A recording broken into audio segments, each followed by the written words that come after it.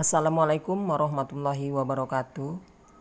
Semoga kita semua dalam keadaan sehat walafiat. Kali ini saya akan membahas mengenai pola keruangan kota. Mendengar kata kota, ini di kepala kita masing-masing sudah terbayang gambaran dari kota tersebut. Tentunya kota ini memiliki perbedaan yang sangat mencolok antara kehidupan desa. Nah, kita akan mengupas lebih jauh bagaimanakah perbedaan kedua wilayah tersebut. Kota merupakan kawasan tempat tinggal penduduk dengan bermacam-macam aktivitasnya, baik secara ekonomi, sosial, maupun pemerintahan. Keragaman dari aktivitas di perkotaan ini menyebabkan kota menjadi pusat aktivitas baik penduduk perkotaan itu sendiri maupun penduduk dari daerah sekitarnya. Makin lama kota menjadi tempat yang semakin padat penduduknya dengan berbagai macam kepentingan mereka yang datang ke kota tersebut. Guna mendukung bermacam-macam kegiatan yang terdapat di kota, ini diperlukan berbagai macam sarana dan prasarana yang memadai. Misalnya jaringan jalan, pusat-pusat perdagangan, kemudian fasilitas sosial. Oleh karena itu, dibandingkan daerah pedesaan, kota ini memiliki fasilitas sosial ekonomi yang lebih lengkap dan lebih banyak.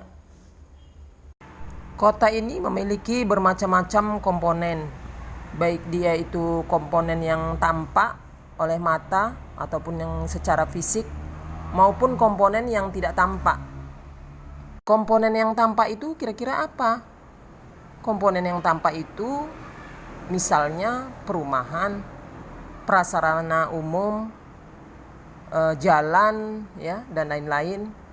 Sedangkan komponen yang tidak tampak misalnya kekuatan politik, kemudian hukum yang mengarahkan kegiatan dari perkotaan itu sendiri. Jadi kota itu adalah suatu kawasan hasil karya manusia yang paling rumit. Nah, selanjutnya kita ingin mengetahui beberapa pendapat mengenai kota. Menurut Bintarto, kota merupakan suatu sistem jaringan kehidupan manusia yang ditandai dengan kepadatan penduduk yang tinggi dan diwarnai dengan strata sosial ekonomi yang heterogen dan coraknya yang materialistis. Nah, selanjutnya menurut Max Weber mengatakan pendapatnya mengenai kota.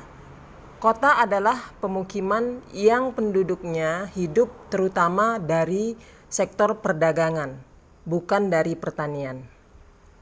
Selanjutnya lagi pendapat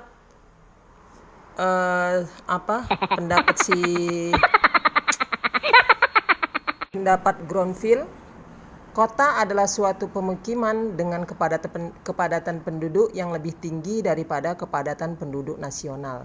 Struktur mata pencaharian non-agraris dan sistem penggunaan lahan yang beraneka ragam serta ditutupi oleh gedung-gedung tinggi yang lokasinya saling berdekatan. Menurut Peraturan Menteri Dalam Negeri Nomor 1 Tahun 2008 tentang Pedoman Perencanaan Kawasan Perkotaan. Kawasan perkotaan adalah wilayah yang mempunyai kegiatan utama bukan pertanian, dengan susunan fungsi kawasan sebagai tempat pemukiman perkotaan, pemusatan dan distribusi pelayanan jasa pemerintahan, pelayanan sosial, dan kegiatan ekonomi. Nah, itulah beberapa pendapat pakar ilmuwan mengatakan mengenai kota. Nah, selanjutnya kita ingin mengetahui ciri-ciri dari kota. Tentunya kota tadi sudah saya katakan dari awal bahwa kota itu ada yang berupa fisik yang tampak, ya, yang kelihatan, dan ada yang berupa ciri-ciri dari sosial yang tidak kelihatan, tetapi ini bisa kita rasakan karena itu merupakan suatu perilaku ataupun tindakan. Nah, yang pertama itu adalah ciri-ciri fisik. Secara fisik, kota itu memiliki tempat-tempat untuk pasar ataupun pusat pertokohan, pusat-pusat perbelanjaan, seperti itu. Kemudian kota memiliki tempat-tempat untuk parkir, ya, parkir. Kemudian kota memiliki tempat-tempat untuk rekreasi, kemudian sarana olahraga, ya, stadion olahraga.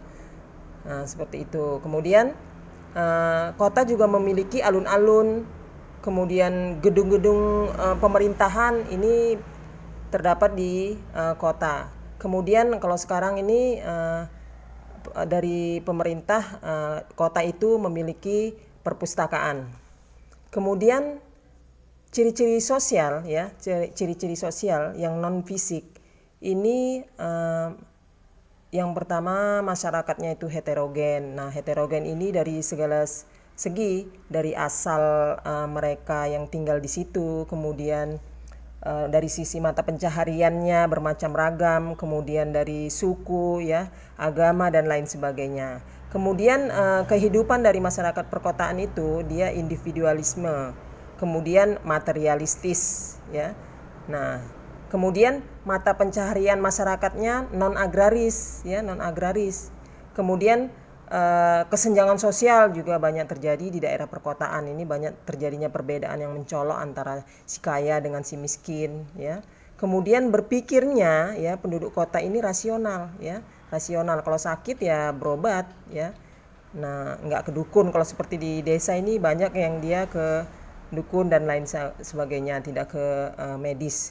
Nah, kemudian ada ciri-ciri kota lagi, yaitu menerapkan strategi keruangan, yaitu adanya pengolahan dari perumahan-perumahan, ya, adanya pengelompokan dari pemukiman, adanya pemukiman elit, ya, adanya pemukiman orang-orang bank, ya, orang-orang apa ya, kantor, ya, seperti itu. Mereka membuat pengelompokan dari pemukiman sendiri atau disebut juga dengan segregasi, ya. Nah, seperti itu ciri-ciri dari masyarakat perkotaan. Nah, jadi kita sudah mengetahui, dengan demikian kita sudah mengetahui bagaimana perbedaannya antara masyarakat yang tinggal di perkotaan dengan yang tinggal di pedesaan. Oke, saya pikir sampai di sini, ya. Terima kasih, semoga bermanfaat. Billahi taufiq wal hidayah. Assalamualaikum warahmatullahi wabarakatuh.